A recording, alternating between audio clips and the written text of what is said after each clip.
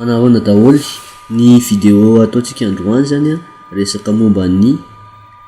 test d'intrusion ana système anankiray ampisehoananao ohatra nahoana zavatra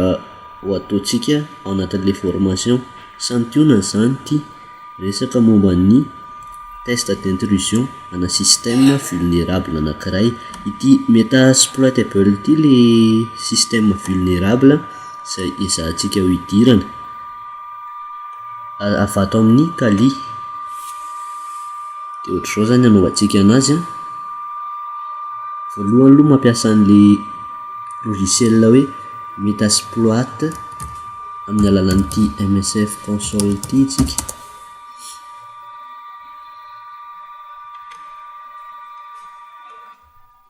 de rehefa avy nanao an'ny étape rehetra tany aloha zany a reconnaissance sy ny tariny tsika de fatatsika fa hoe misy vulnérabilité amin'ny resaka FTP an'le système de eo zany tsika mampiasa an'iny vulnérabilité iny ohatr'izao zany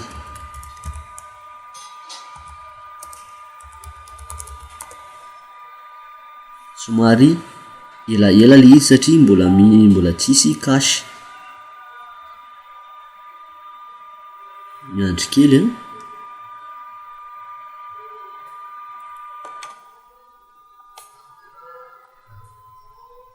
ito zany le izy ny exploit moa zany a dia boana code a ampiasaitsika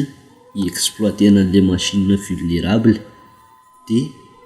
ho ampiasaitsika zany ty exploit anankiray ty zay mitondra ny anarana hoe VSF TPD 234 backdoor use ampiasaina le izy Unix FTP zao navy aloha ny option ny option anozy izy a de roa ihany ny port TCP 21 de ny adressen'le cible ny adressen'le cible atsika mbola hojerena kely a atao amin'ny metasploit ato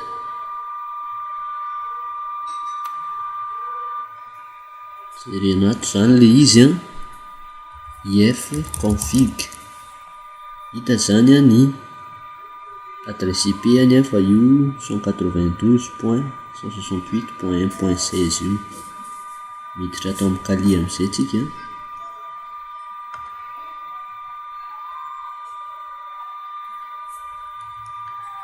de ovaitsika zany a ty variable ty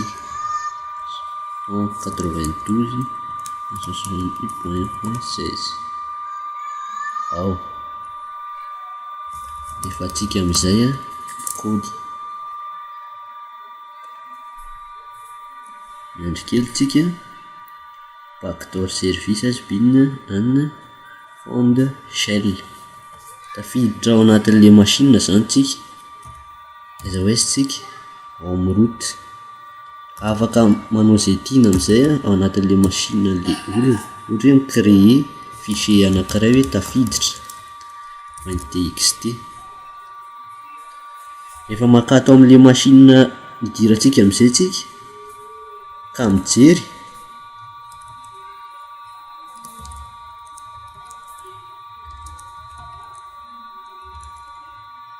de io a fa hitatsika fa misy tafiditra .txt ao tafiditra somatsara zany a le machine atsika